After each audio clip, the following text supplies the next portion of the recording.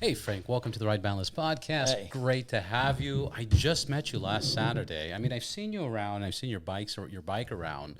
But I was a judge. It was the first EV meetup thrown at the BikeShed officially. 'Cause I guess it's the second one, right? Yeah. And I was one of the judges, and your bike won first place because you paid me a lot of money so I can win. I'm just kidding. No. Your bike looks amazing. You have a LiveWire 2022. Yeah. And let's talk about this build that you did. Let's talk about Saturday when we met. You know what? Saturday was kind of crazy because people told me, you should come, put it in there. And then, okay, I guess. Because it's not quite done yet. I mean, it's 90%. Yeah. So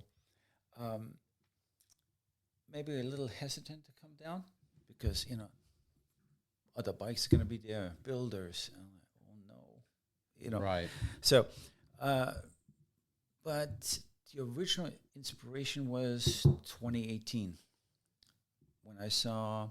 Well, 2018 is when you got into motorcycles. Yes, I just got into it, and I went to Aircraft Museum. Yeah. Out in Palm Springs. Oh yeah, I love that place. Yeah, they have a P40, and that was my inspiration at that point. Really? So that just stuck with you. That made an impression. Yes. Was that the first time you were at the Air Museum? Yes. The Aviation Museum? Yeah. In Palm Springs? Yeah. Yeah. First time we just drove. I thought, okay, stop. Okay, fine. Check it out. Yeah, I took my kids. They could have cared less, but Yeah. They're like Palm Springs. girls. Yeah. And younger, so they didn't care about that. Did you stop by the casinos? No. No. Good. I do not gamble. Good. Yeah, gambling sucks. No. Don't, hold on. I got. I don't know. There it is. Casinos suck. Now I know where everything's at. I don't know if casinos suck. Yeah. No, they're fun. They're fun. Yeah, they're fun. They're fun. Yes, they're fun. They're fun. No, but yeah, you don't gamble. That's good. No. Yeah. I think so. That was my inspiration. What just to dig a little bit more into the aviation in Palm Springs and that, what was that the main reason you went to Palm Springs? Was that the No. first? Yeah. Actually, it was my father-in-law's 86th birthday. I want to say 86th birthday, yeah. So they always meet in Palm Springs. So we were out there. Yeah. So And then you stopped at the aviation this came time. by, yeah. Yeah. on the way out. So You saw that airplane, you were inspired. I And, made and then what was the next move? Because in 2018, were you into motorcycles yet or not yet? actually kind of. I built my first bike 5 years earlier. An inspiration off of the R32 Yeah. BMW, all electric, and had no idea about any way of putting an electric bike together.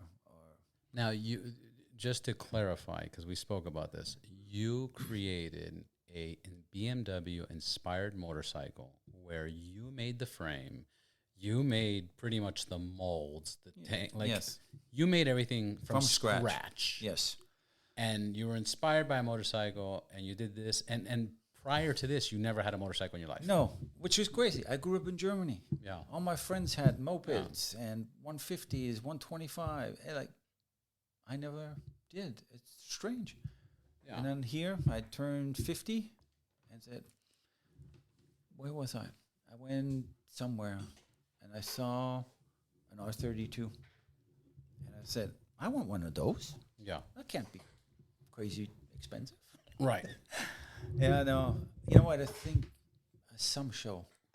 And I said, no, there's only like 7 or 10 of these in the world. Yeah. So, no, you can't have one. Oh, my God. So I looked on the internet, did drawings, and said, I'm going to make one. And then I'm going to make it electric. Why not? Why not? So, And you never built a motorcycle, and you never built anything electric? no, not at all, which is crazy. So how did it go?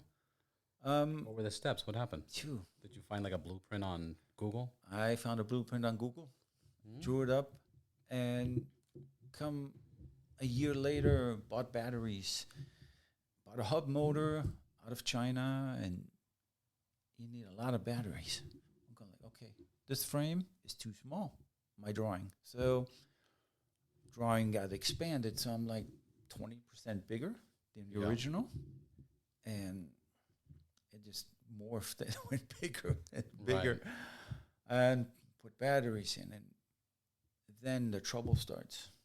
I got it to run, but then charging, you need a management system. Oh, okay. So I bought one of those out of China online. Right. Put it together as I thought, and okay. But then the batteries ran out, and I plug it in, and it says, no, thank you. So it's a paperweight now. It's a paper. It's a big paperweight. Yeah, an expensive paperweight. May I ask how much you put into it? I think I put 80 grand into it. 80 grand into it. Yes. And now it's just an $80,000 paperweight. Yes. That's awesome. That's like That's awesome because it's what it represents, and you'll never forget it. And no, I mean, people go to casinos and spend 80 grand and have nothing to show. Yeah. You have a paperweight. You know, what I have really to show for me is internally saying, I set out to do something that I've never done and did it, finished it, and learned a lot about myself on the way. Yeah. I learned I have much more curse words than I previously thought. You know, you go like, yeah. So there's some of that for sure. I'm going to send you a post that I saw recently. That's just, it's talking about exactly this. Yeah? Well, now a friend of mine said to me, you know what? You should take it to the Quail, the motorcycle show up in San Luis Obispo, I think it was, in that area. Is it the classic one? Yes. Yeah, and in Monterey County. Yes. Yeah. So beautiful there. He entered it in. He did all the arrangement, and we put it on the truck and pulled it up there. Nice. Entered it in, and they're going like, we don't know what to do with this. Yeah. Because it's electric, custom, something. It's electric, custom. Yeah. It's not a brand, and we don't know who built it. Yeah. So, but it was in the show, and you know, people looked at it. It was kind of cool. It's fun. That's awesome. At that point, I also had to decide to get a motorcycle license. You're going to start making motorcycles. If you want to ride it, you better know how. Yeah. So I went and took the MSF. Yeah. Man, as soon as I had that course done, got the license, I got a bike. I need a bike. Yeah. And I bought a Triumph. To match your license. So, yes. Yeah. After that, it is. Well, I'll tell you, it's funny because you're talking so casually and common sense, but the American way is you buy a motorcycle that you don't need first, you ride it for like a few years, and then you decide to get a driver's license. Yeah, okay. So you're better off than, most people, but that's how a lot of people do it, especially when they're younger and get into the well, see, I'm older. That's the problem. Wiser. We're wiser. Yeah, I don't know. Well, but I think for me, I like mechanics. I mean, that's what I do. I operate in sculpting and painting. So in a way, you need the license so you know how to operate the machinery. Right. What you're going to use. Right. So I'm a fan of instructions. And now it became a disease. I call it a disease, I know. Some people don't like that word. Yeah. I have to ride. It is essential to well-being. It's so important. I mean, as men...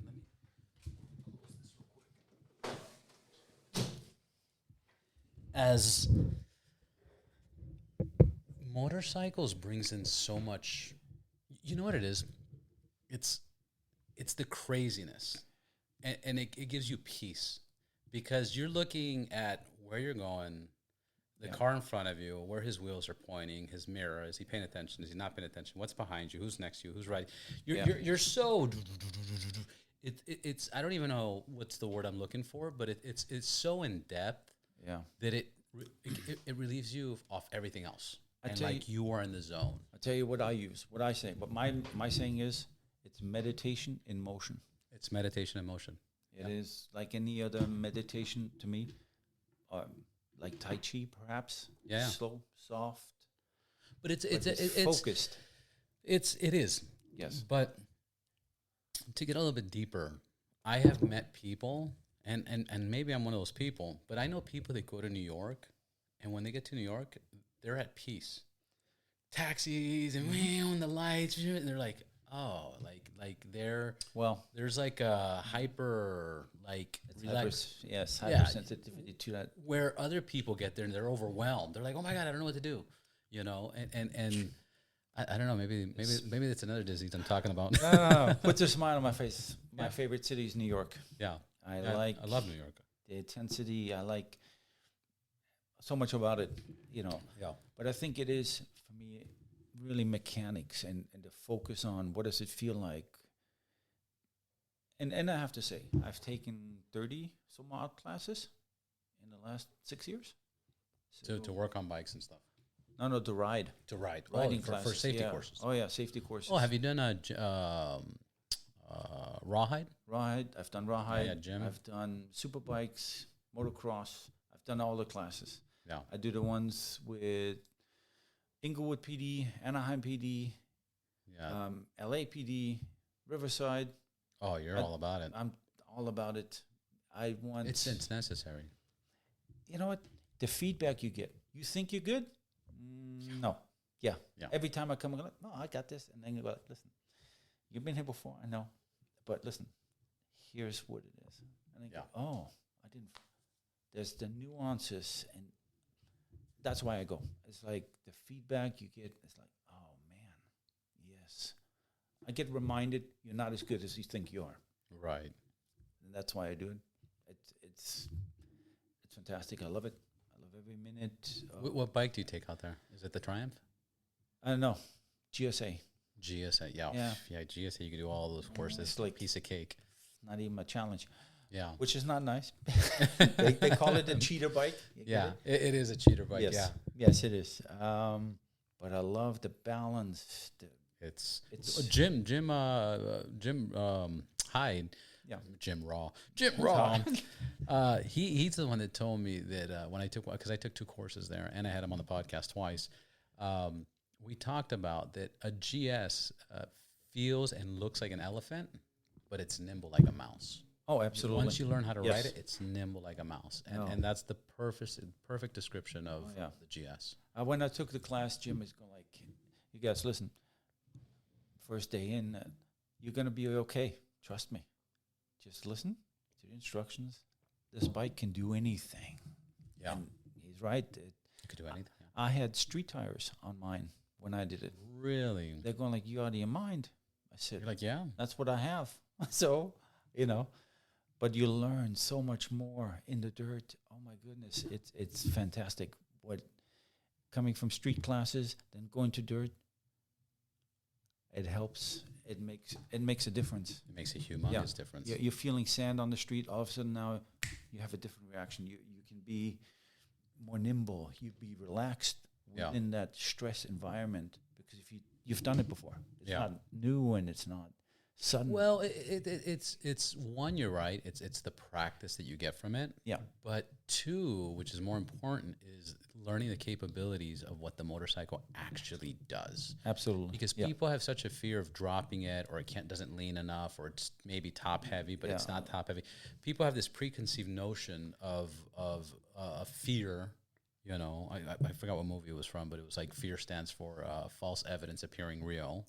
You know, okay. Like, abbreviation. Yeah. You know, but people have that with motorcycles, and they don't properly learn their acceleration, their stopping power, where to put their feet down, where not to put the feet down.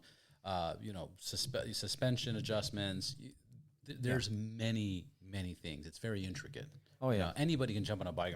You know, that's fine. But I am a strong believer, and I've said this so many times. This is over 130 episodes. I've said this a million times. I am a strong believer that 95% of motorcycle accidents is rider error.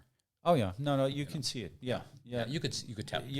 I mean, I drive down the street. I'm going like, oh my God, this guy. What the seriously? Yeah. You know, but it reminds me of saying, you got to do better. You know Right. better. You have done something, now remember and apply it. Right. You know, it's tough.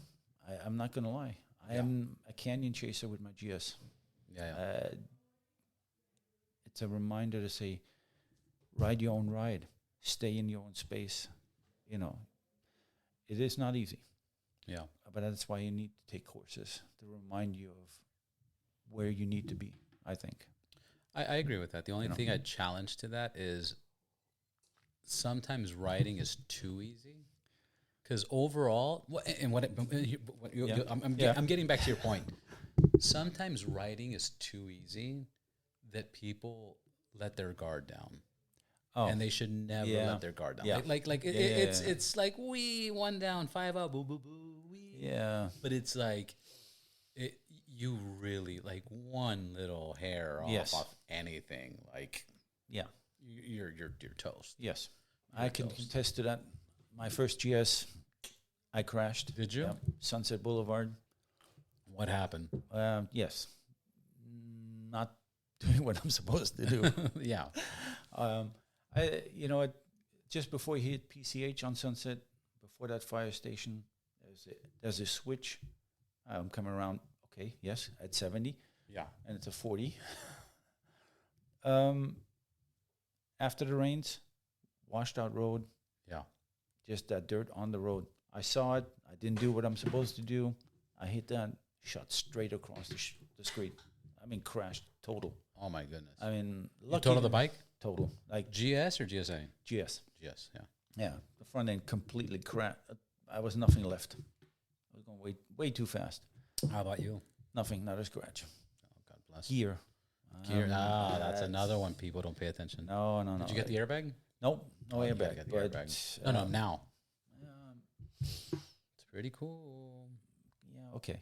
All right. It's pretty cool. No, it really is cool. Yeah. I think the Climb has an artificial computer chip in the back. It senses that if you impact and stop and rotate at a certain thing between 0.00004 faster than the blink of eye, it just fills up and protects all your immediate organs, your bones. Actually, I thought about getting one. Yes. Yeah. And then I got a suit. So I don't know, a racing suit. Okay, so you got, but you can put it under your suit. Yeah. I'm just saying, they're pretty amazing, And I think isn't a Climb German? Klim. Depends. Yeah. You know what? I don't know. And here's one of my things. I know very little about motorcycling, like brands, things. It is funny. Like people, that Suzuki. That's like, no. Yeah. I just started, and I'm very focused on what I have, what I do. Right.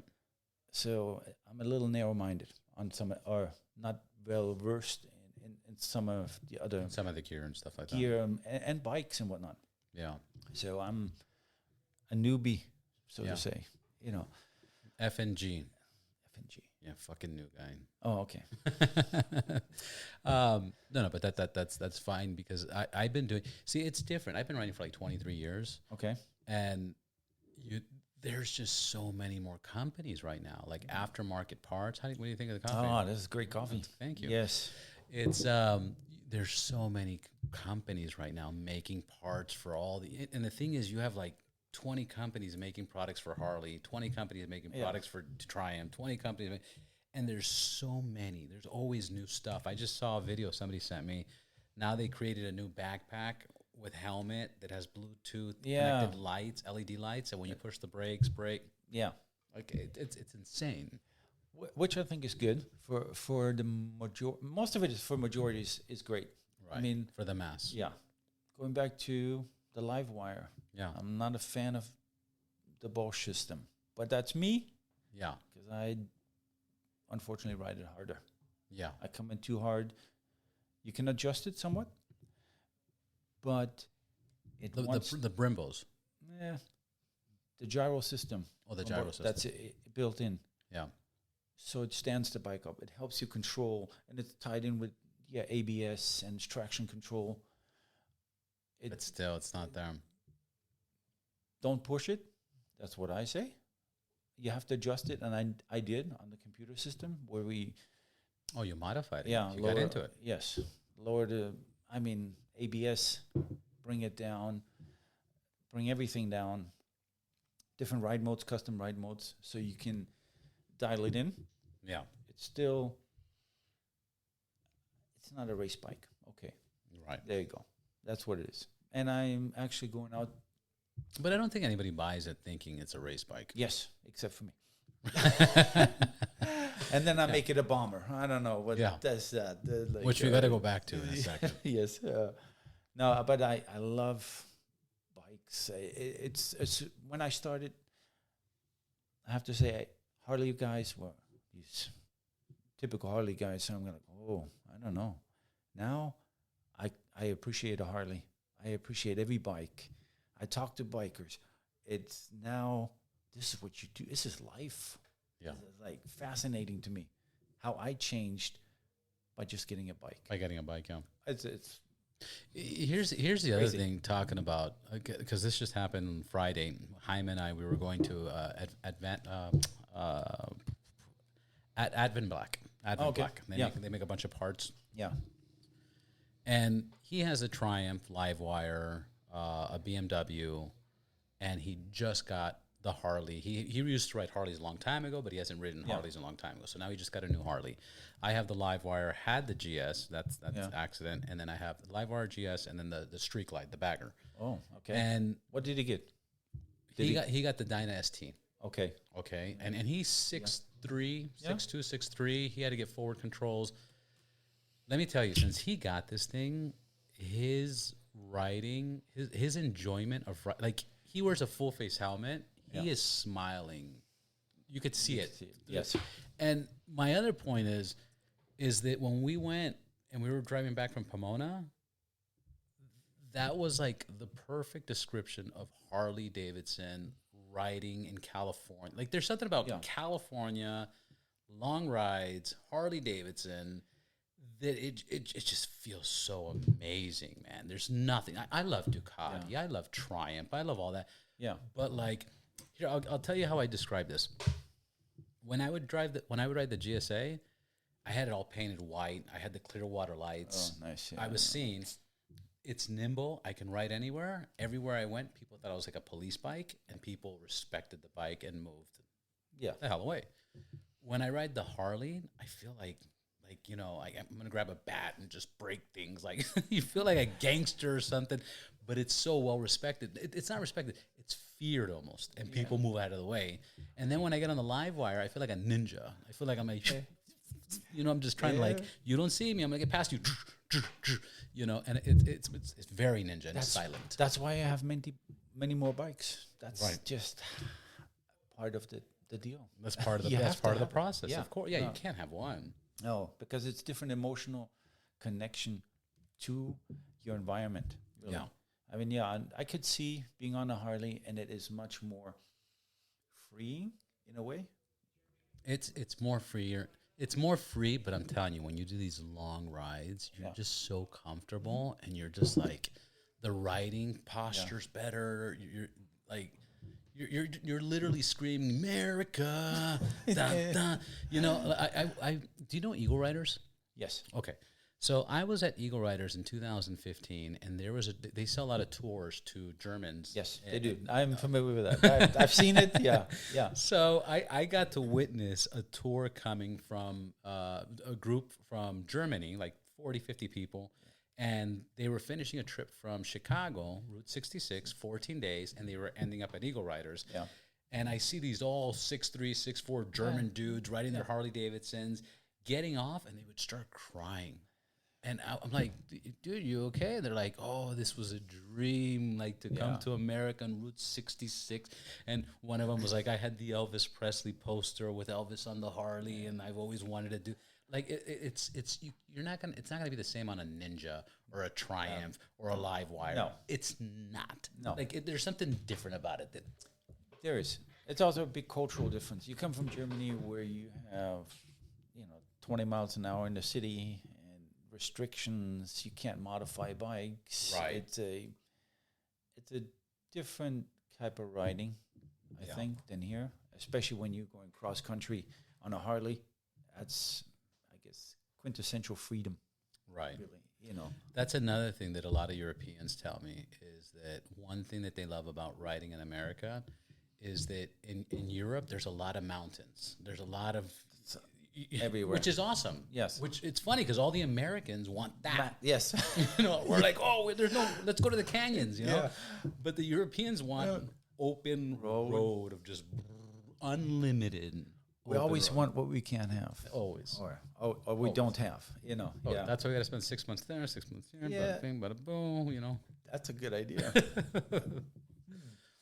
Yeah. I need to retire. That's what I need to do. Yeah. Hey, coming up. Let's get back to your bike. Yeah. So then you set up your bike. Now you molded. You built. What did you build? How would you describe it? Well, how do we describe Let me this? turn on the air. Yeah. Go ahead. Pretty old school because I'm an old guy, I guess. So when I saw LiveWire had an event up at the Rock Store, you can ride it. I said, oh, why not? Let me try it. So I tried it, and it rides. Oh, so you just got it recently? Oh yeah, no, this is now 3 months ago. Yeah. Kind of crazy, I know. Recently. Yeah, I rode it, and I said, this rides so much better than some other electrics I had the chance to ride. Hint, hint. Yes, because zero time was there. So, anyway, Beep. and I looked at the shape and immediately saw it's big, it's boxy, it's a block P40. Yeah. And it's not a race bike, but it is a valid motorcycle machine.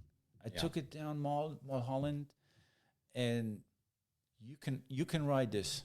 You can ride this spiritedly. How about that? Yeah. And I said, this is the bike to get. After that, then I called. What is his name? A fun? No, I have not met him yet. Diego? Young kid. Luis? No. BikeShed? Dylan. Oh, Dylan. Dylan. Yeah. Yes. Okay. Sorry. Whew. Yes, and he said we have a showroom bike. You know what they With their name on it. Right. Okay, I bought it. Done. Get out. Let's modify it. And they say like, what? I said, yeah, I have an idea. So yeah, I took it into my shop and then tore it apart. And then realized. So just for the listeners, real Yeah. quick. So you just bought a brand new bike off a whim, took it into your shop, and ripped it apart. Took it all apart. I mean, took all the pieces off. Yeah. Except for disconnecting main power and whatnot. Yeah. Because I had no idea what that will do to Right. the You system. don't even see it. Yeah. Yeah, no, I don't think so. I don't know what you're talking about. So first off, I had to say I need to raise the seat 2 inches and drop it back 1.5 inches.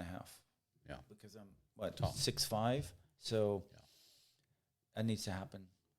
That was the first thing, and then I got my pencil drawing. I have what I made from that P40, and said, "This is what I'm going to do," and started putting on cardboard, styrofoam, and then 60 pounds of clay, and sculpted out my shape in clay.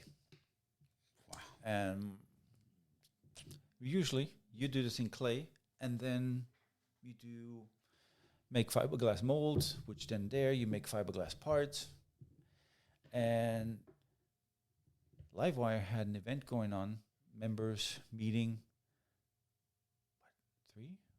3 weeks later? And I said, I don't have time for that.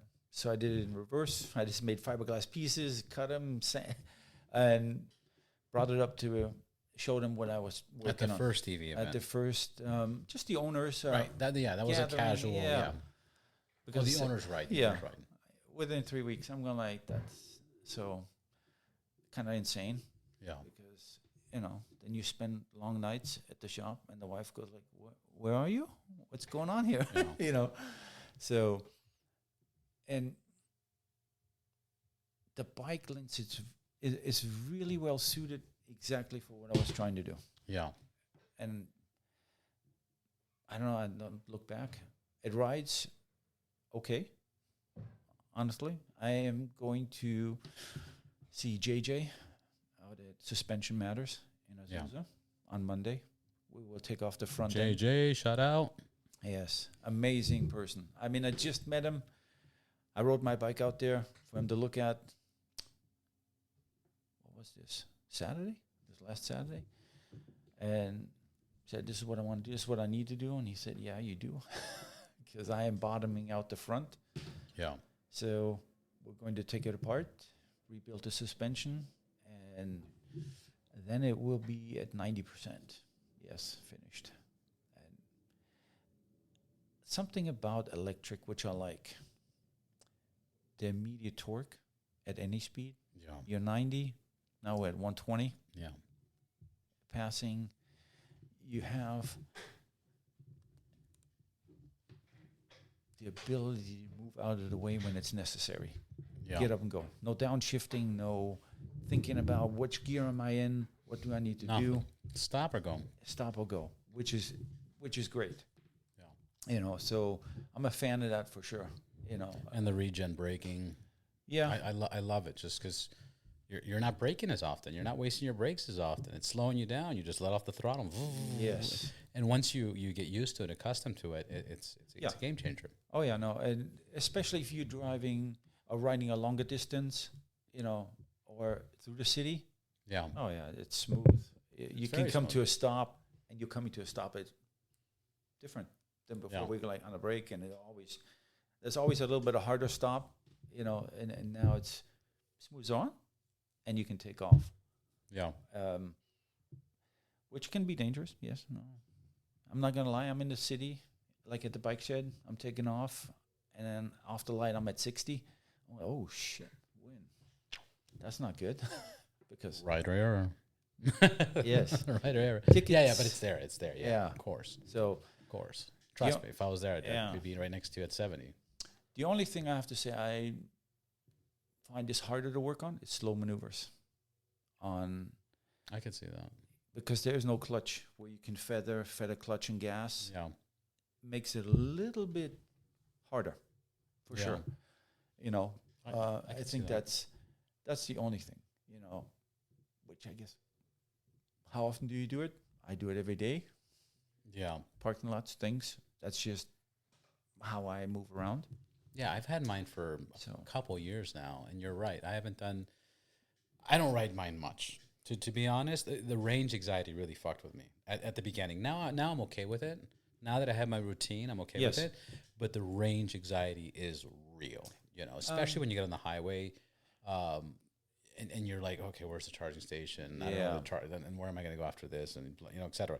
absolutely. But my point is, I haven't ridden a lot in slow maneuvering with the LiveWire, and I could see how that's an issue. Because like when you're in the city Yeah. and you're going and there's traffic, usually you can just slide in Right. between cars and lanes. Harder to do on an electric, any of them really. Yeah. You know, the LiveWire is actually a little bit better than most. It has a different feel on the throttle where you can actually make this work, Right. especially with the rear brake. You know, so it's okay, but it's something you need to practice more. Yeah, yeah. You know, if you want to be as Get efficient. used to it and familiar, and Yeah, no, it's that's the only thing I would say. Actually, I'm lying to you. There's another thing. Harley has their throttle control yeah. on the outside of the handle at the end, at the tip. Harley has its throttle control. Oh yeah, yeah. It's by wire. Yeah. It's not a physic. It's not throttle by wire. It's called. Yeah. Yeah. So it's at the end of the grip Yeah. over here. It's where- got the teeth there where the Yeah. grip and engage. Where a normal bike, it is at your thumb. Right. It feels different. That's it. To me, it does. Right. When I'm I don't know. I feel like saying that's a very German thing to say. That's a very German. very anal. Very yeah.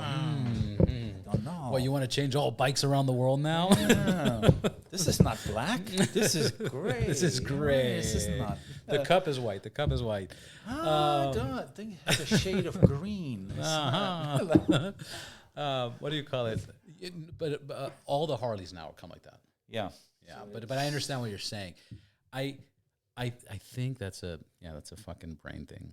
I think so because I've switched again LiveWire, Harley, and BMW, and I will get. I would say now that you're telling try me, it out. Maybe now you're because if you go on the BMW, okay, I also ride with 3 fingers on gas. Right. So I'm turning my knob this way. I'm not turning. I don't use the wrist. Right.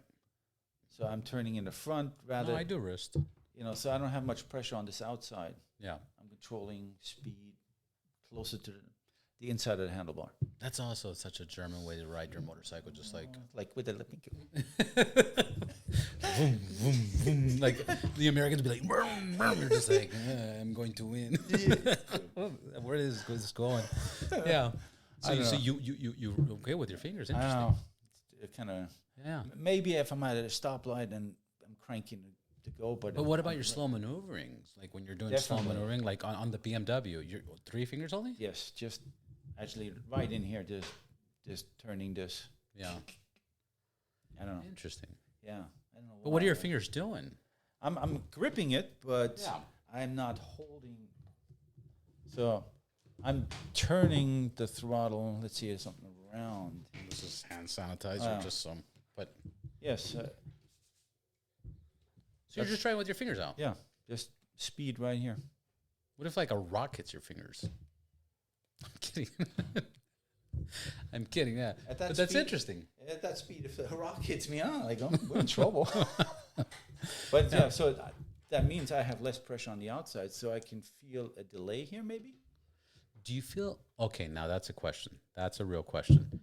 Do you feel a delay, or do you feel a lack of pressure, like resistance? Because I thought you meant resistance. Lack of resistance, really. Okay, it's resistance, not really but not a delay. No, because it's not you turn and the bike doesn't.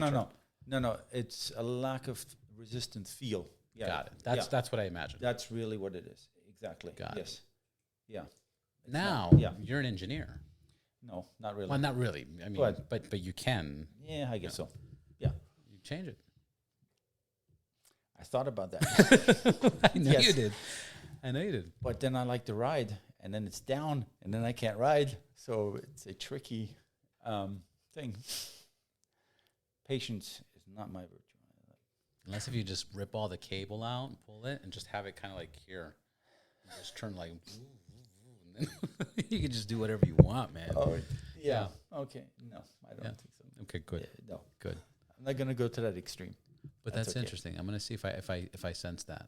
If I sense that. But again, all the Harleys, I want to say since like 2016, all the baggers, the Dynas, the Softails, everything, they all go fly-by-wire.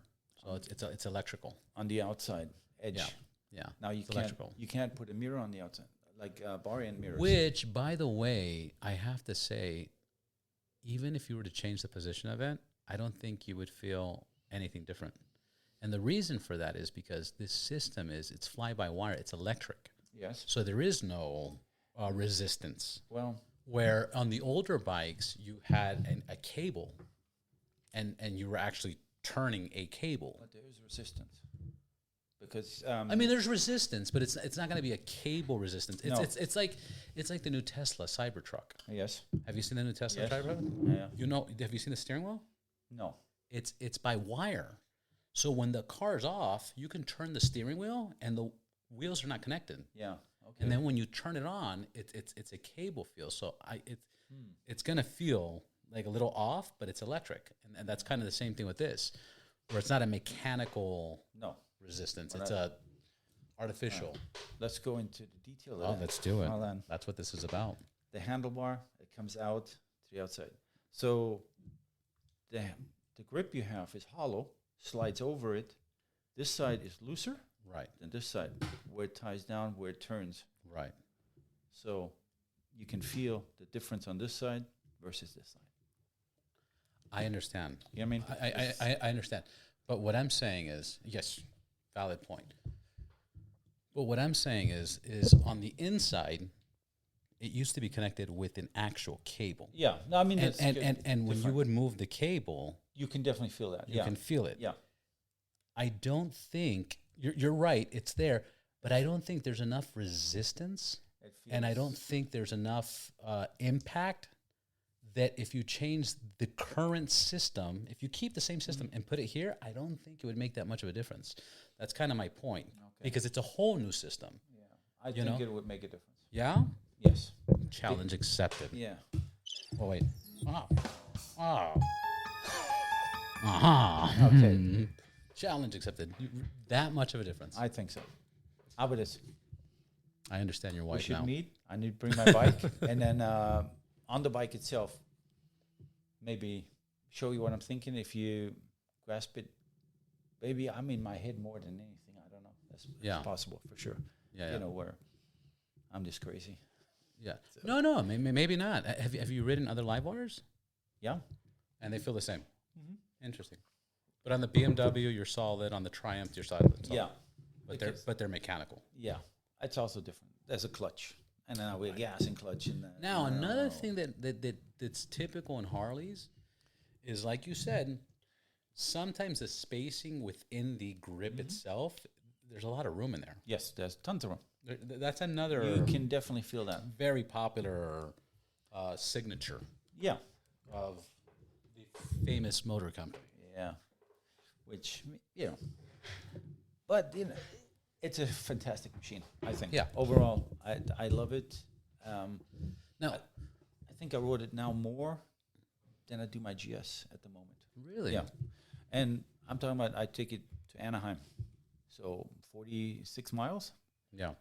Yes, range anxiety exists because of charging ability. Where can you charge? Right. It does. But I'm sure you can charge at home and charge at work, right? Oh, yeah, no. Yeah, it makes it down and back up. And on one charge. You can. But range anxiety. I can't because I'm going 85 or so, 90. Yeah. Sorry. 76 in kilometers. Yes, kilometers. Oh, yeah. Okay. No, I don't like to go. I'm going down fast. But then I charge it at work and bring it back home for sure. Yeah. Actually, it's tougher when you go further out. Like... rock store out there now. Try to find somewhere to charge. The Malibu, where the lobster place is at. Yes. Broad Street Oyster, which they'll be on the podcast soon. Yeah. Have you been there? Yes. Yeah. Great. So right there's a charging station. Which was down last week because they're putting all of it. They're putting new ones in. So yeah. The range anxiety. Yes. And where did I go? I don't know. Rock store. No, out. Into the valley, Canoga Park, or there was supposed to be. Hold on, no. There's a mall, a big mall. Topanga Mall. Topanga Mall, yes. Northridge, yes. Topanga Mall. Went there. Yeah. All in use by cars. So now, okay. Downstairs, you can charge with charge point. Yeah, charge point. And slow. Very slow and useless. Okay. Sorry, charge point, but you're fucking useless. So I've gone to Universal and hook up. They only have 2 of them at Universal. Yes. I'll hook it up. I'll go in for like 3 hours, come back in like 15 miles. Yeah, nothing. It's crazy. Yeah. What's the point? Yeah. No. Unfortunately, yes. And the fast charger, there was one available, broken, out of service. You find that all over the place. Terrible. It's unfortunate, yes. Yeah. Once that becomes better, yes. Which I think we should have Tesla. Hey, Elon. Join the Ride Boundless podcast. You know, release the European version to America. So you can charge your bike or other cars. Well, he's doing it. That's what he says. No, the contract's signed already. The CEO of Ford says he's going to send out the adapters. I think it starts July. Yeah? Yeah, I just made a post about it. He signed it last year. Anybody's going to be able to charge at a Tesla charger. You're going to need to download the Tesla app, even though if you don't have the Tesla. And then you just go, and I think they're doing the software backups right now because each battery is different and how fast it, et cetera. Yeah. And starting June or July, everybody can charge at Tesla. I just posted about this right now. When are they bringing out the app update? Because I haven't seen it. They'll probably release it once it comes up. Yeah, June, July. I need to give them a call. Yeah. Because I haven't heard that, really. I mean, because I have a Tesla since Yeah. 2013. Oh yeah, me too. Yeah. So interesting. Okay. Yeah. Well, yeah, that will Yeah, change. I read that, and then I read the big one was Ford CEO or Ford. They just approved that everybody that bought a Ford electric vehicle, Okay. they're going to send them an adapter and instructions for the app so they can jump on the Tesla chargers. Now we need to be able to get our adapters for the LiveWire, Yeah, which I'm sure they're going to sell it separately. It's the very Harley Davidson thing. but that's okay. You know what HT stands for, right? No. So when people buy a Harley Davidson, they go, HD. What's HD? Harley Davidson, right? But when you buy a Harley Davidson, you really know what HD means. And it's hundreds of dollars. Because every time you go to the dealership, it's just hundreds of dollars. And I remember one time I sold this guy a bike, and he walks in and he goes, I know what HD stands for now. And I'm like, yeah, hundreds of dollars. He goes, no, man. Hard dick. And I go, hard dick? He goes, every time I ride my bike, I have a hard. Okay. Bro, calm down.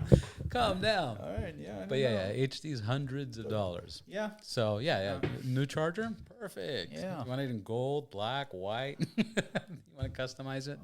Okay. I'm into customizing. That's all right. Yeah, of course. Yes. No, I know.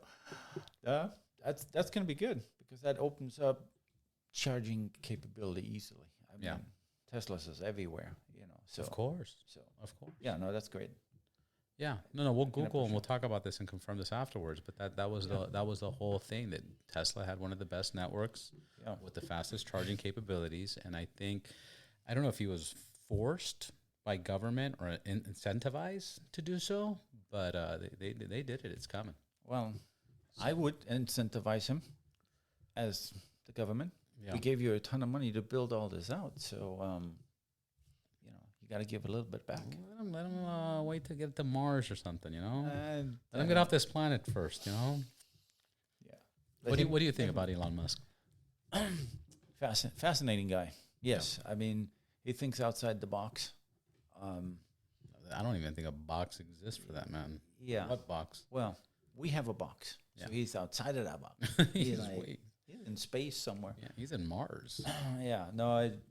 Which is great because it pushes everybody else to go like, hey, we got to do something. Let's do something.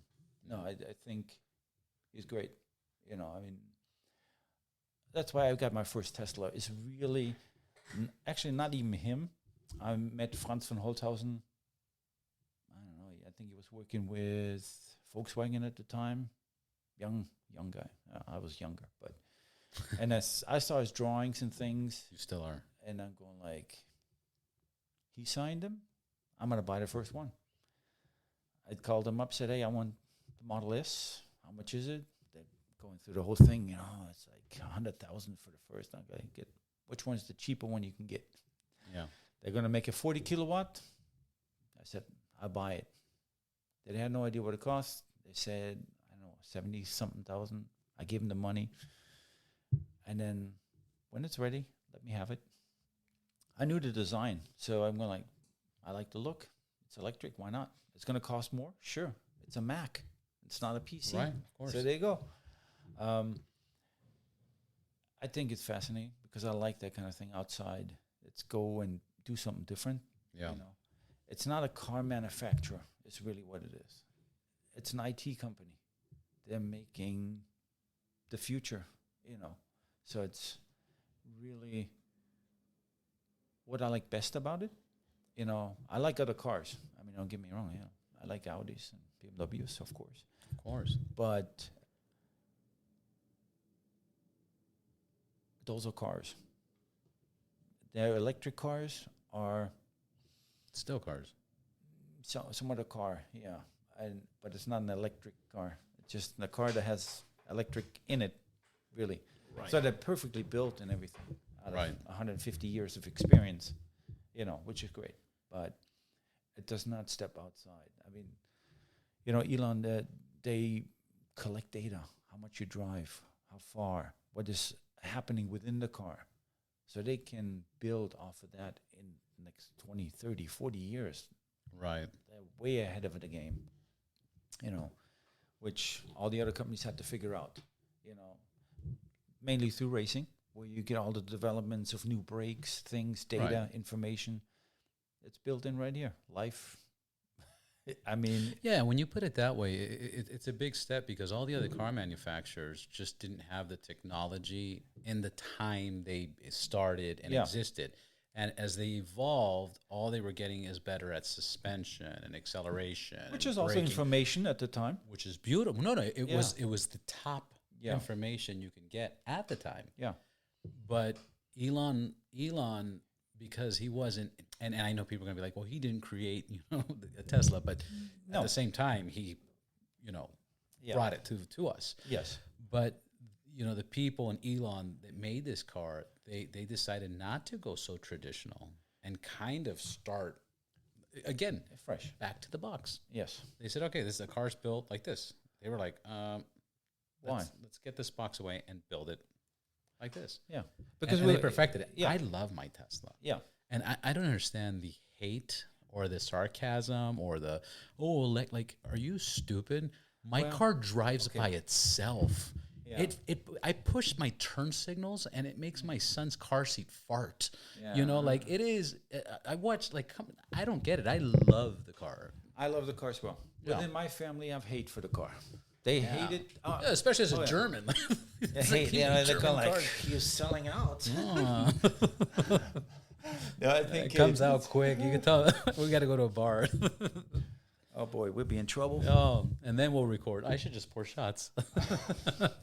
You have them there, yes? Yeah, Okay. yes, I do. Okay. You want a drink? No. Okay. Because I do have to drive back home. This is true. This is true. I think it's a two-edged sword for me, though. I have to say, I love the car driving. To and from work, driving. It's a perfect car. Would I take it into the canyons? Hell no. It has not what I need or what I would like to see. Right. So that's, Yeah. It's fast. And yes, fast on a straight line and freeway and open turns. It's fantastic. Yeah. Yeah. I'm not going to take a car to a canyon. Well, yeah, no, you take a different kind of car. I'll take a motorcycle to the canyons. Okay. Well, we're talking about cars. So I would take a different car. No, we're talking about you and me. Oh, I love stick shift. I love stick shift. No. Yeah, 100%. But I'm talking about my 90% drive. Oh, 99%. 90% of my drive, dude. I wouldn't do anything else. I love going to Vegas, and I have the long range, and I could make it with the range anxiety, but I like stopping. You know what I do? I take dumbbells. I take 25-pound dumbbells, and when I go to the charging station, I go to Starbucks, grab some coffee, and I just do a quick little workout, throw on some Netflix, relax, continue my drive, get to the casino, the hotel. Yes. They charge my car, and then I go, I stay there for 2-3 days, hit a couple jackpots. I mean, go to the restaurants, and then I go home, and I love it. I love it. And then I push a button, it goes, boom. We're going. Oh, yeah. Yes. Yeah, exactly. I love it. I think it's... And look, I have a LiveWire. Yeah. But I have a Harley Davidson. I have 2 Teslas. Yeah. Model out, a 16 and a 22. But I have a Silverado truck. Yeah. I love driving my truck. But it's $150 in gas every 4 or 5 days. Exactly. Yeah. I love the money more. Yeah. Excuse me. No, absolutely. I think it's a tool. Yeah. What are we doing today? Yeah. I'm going to work. This is the best tool to use. Right. Am I going to go out in the desert and go camping? I'm going to take the truck. Yeah. You know what I mean? I think it's all about what are you going to do? What do you do most? And that should be a deciding factor. How do you go with it? Right. Yeah. And yes, I know with electric, the hate is... It's real. Batteries, how they're made, with all the raw products,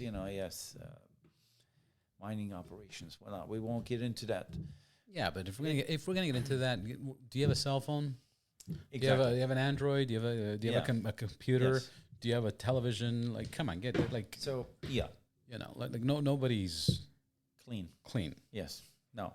So but the difficulty is we have now said we wanted to electrify all the cars in 2050 or something. No, 35. Yeah, well, 35 and since 11 years. Yeah. 30 or 35? Where are they all going to charge? No idea. We don't have the grid. We don't have the structure. No. It's a joke. You can't. It's not realistic. It's not realistic. No. At all.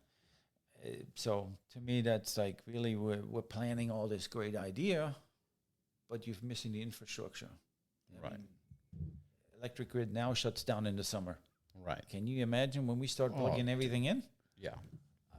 Wow. But you know it's a new one I heard? Because these cars are so intelligent and because they're not getting the gas tax, you know, like because, you know, they make more money off petroleum than electric. They're going to start taxing mileage. I heard a rumor. Oh, my This is not. Yeah. They're going to hook up to the system, and depending on, they're going to have high areas. Like if you charge at certain times, you're going to get taxed more. If you're driving at certain times, you're going to get taxed more. If you're driving at other times, you're going to get taxed less. But they're going to start doing they're going to implement a tax per mileage.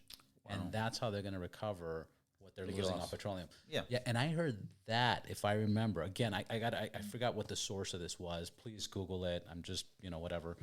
But I think they wanted to try to do something like 2027 or 28. So instantly, that's going to, mess up things. That's going to, That's going to be like, that's very, but I don't want to say the word. Yeah, but, it's not surprising, though. No. Of course it's not surprising. Why wouldn't you? What? Yeah. Just like, hey, Tesla, give us a report. Yeah, we're charging you guys per mile. Yeah. And that's to incentivize people to charge at certain times and to drive less. Fuckers. Yeah. Fuckers. But then we say privacy. You want to know when I drive, how far I drive? I don't want to give you that information. Yeah, but they have it already. I know. But I don't know the exact details. But a friend of mine, he was coming from Armenia, and he landed in Paris, flying to America. He landed in Paris to make a connection, whatever. And he was talking to somebody. He's a comedian and celebrity in Armenia. And he was talking to somebody, and he has two phones. Yeah. And as he's talking to the person, he turns around. His phone's gone. This happened 4 days ago, okay? This is 4 days ago. Phone's gone. He's like, oh, shoot, my flight's in and out. I need my phone, Goes to the police, says, my phone's gone.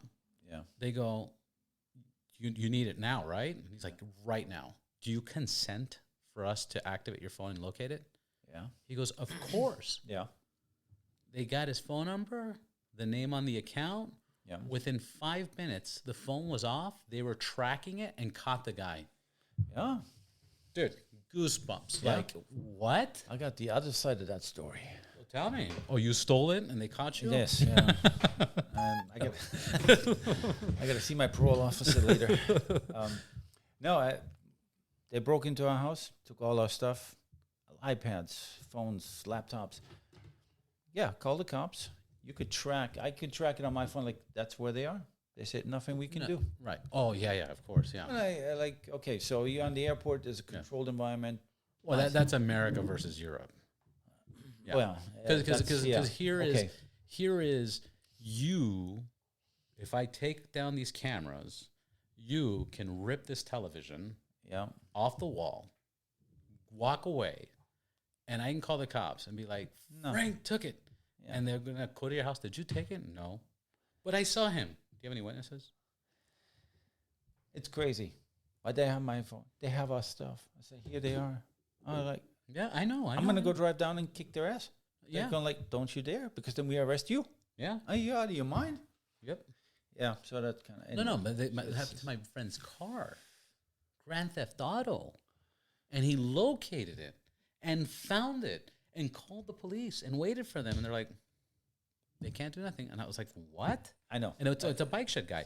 I was like, what do you mean they didn't do it? He goes, my truck was there and they wouldn't arrest. They wouldn't do anything. I go, why? Yeah.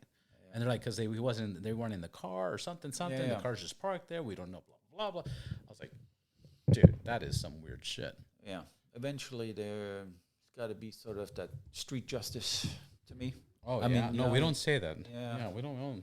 How about this? Fuck you. No, yeah. Batman- Fuck you. That's a good one. Fuck Batman you for stealing. is on the way. Yeah. Yeah. Batman is on the way.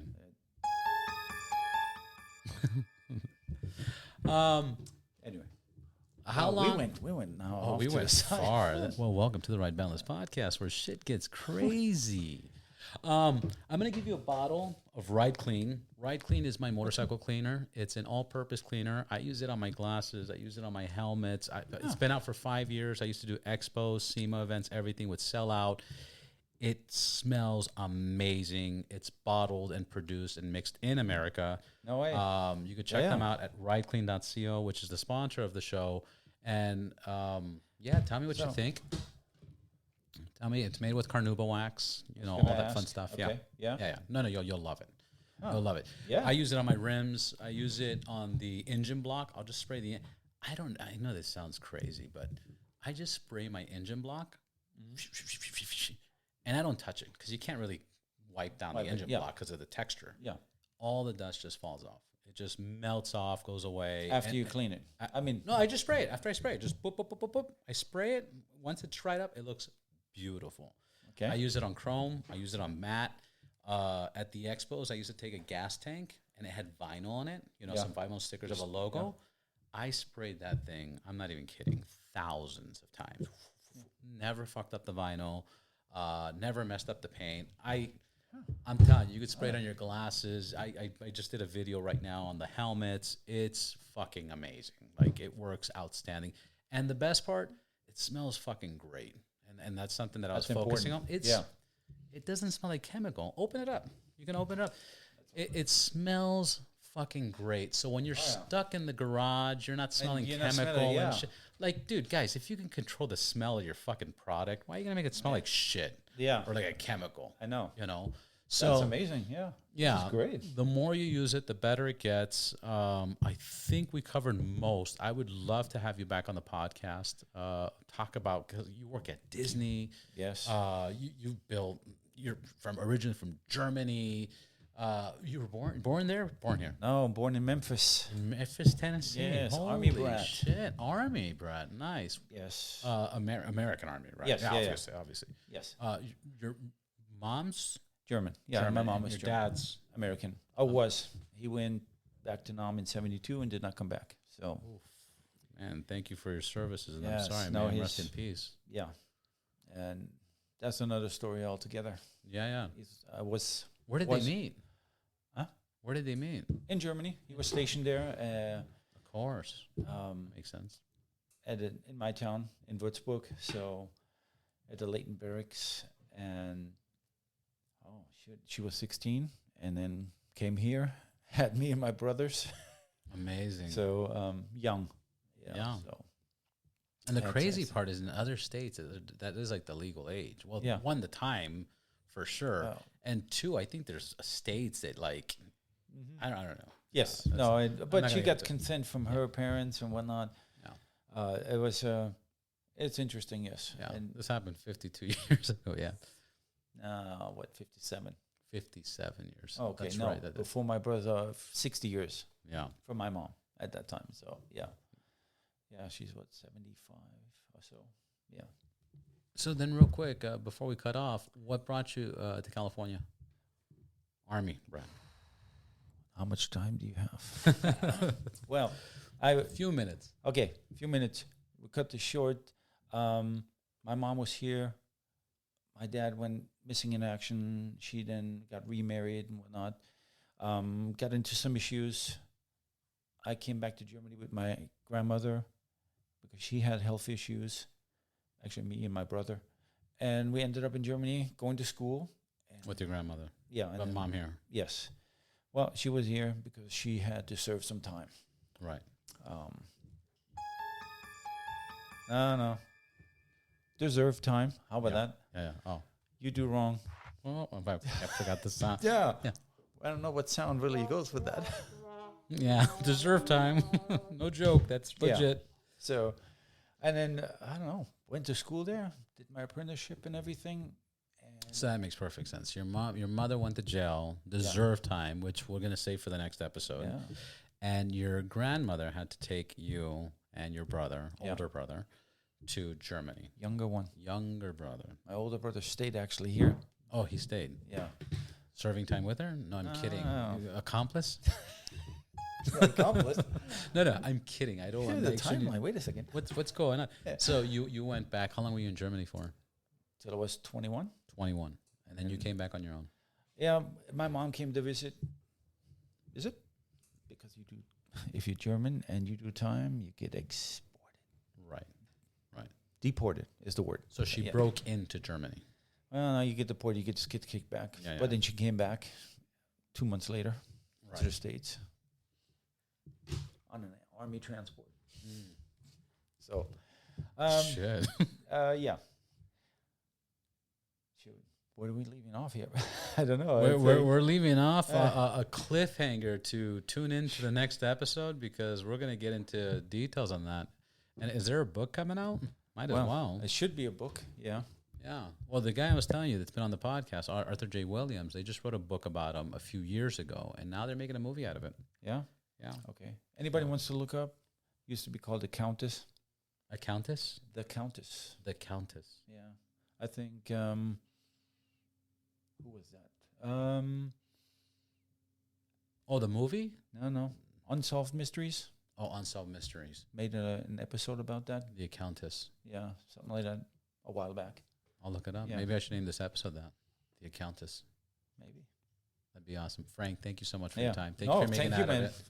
I hope you liked it. We did an hour and 7 minutes. Until next time. Yes, definitely. All right.